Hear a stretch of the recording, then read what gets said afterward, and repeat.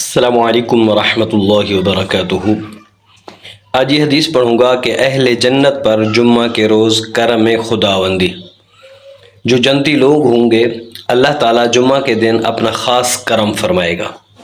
آئیے حدیث سماعت فرمائیں۔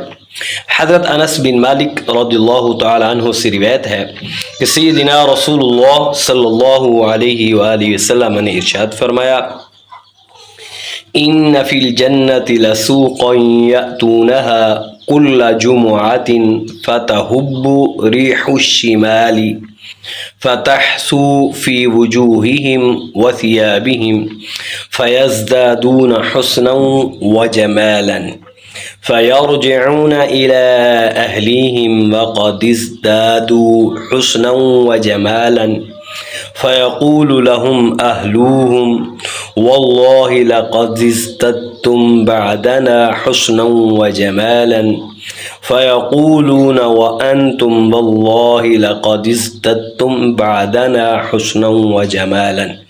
یہ حدیث صحیح مسلم شریف کے اندر موجود ہے، اس کا جو نمبر ہے 2833۔ آئیے اس حدیث کا ترجمہ سماعت فرمائیں۔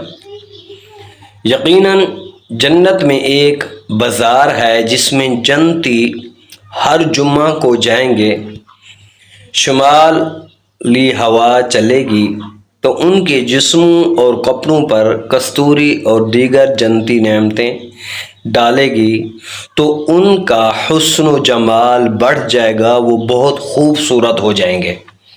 وہ حسن و جمال کے اضافے کے ساتھ اپنے گھر والوں کی طرف واپس جائیں گے تو گھر والے ان سے کہیں گے، قسم بخدا ہم سے رخصت ہونے کے بعد آپ کے حسن و جمال میں اضافہ ہو گیا ہے، جب آپ یہاں سے گئے تھے تو اتنے خوبصورت نہیں تھے، اب تو بہت ہی خوبصورت لگ رہے ہو۔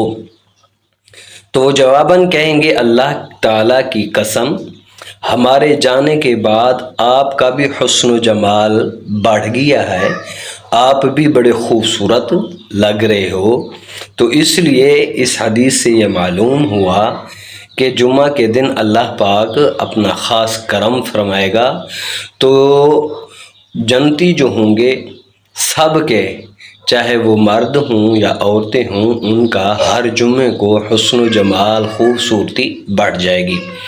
اس حدیث مبارک میں بازار سے وہ جگہ مراد ہے جہاں اہل جنت ایسے جمع ہوں گے جیسے دنیا کے بازار میں جمع ہوتے تھے۔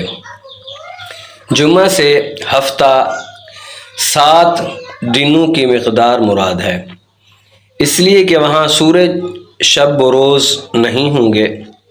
بعض روایات کے مطابق نورانی پردوں کے ڈالے اور اٹھائے جانے سے دن رات کا پتہ چلے گا۔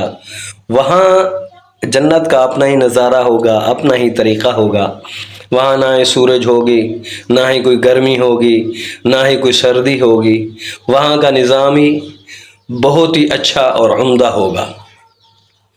اور اسی ذریعے سے جمعہ اور عیدین کے دنوں کا بھی تعین کیا جائے گا۔ جنت کی ہوا کو شمالی اس لیے فرمایا کہ اہل عرب شمال کی طرف سے چلنے والی ہوا کو مبارک سمجھتے ہیں کہ وہ بادل لاتی ہے، پھر بارش برستی ہے، وہ جو شمال کی ہوا ہے بہت اچھی ہے، تو اس لیے یہ مثال دی ہے۔ تو دعا ہے اللہ تعالیٰ اپنی پیارے حبیب کے صدقے ہماری بھی بخشش و مغفرت فرما کے ہمیں بھی جنت میں اعلیٰ مقام عطا فرمائے۔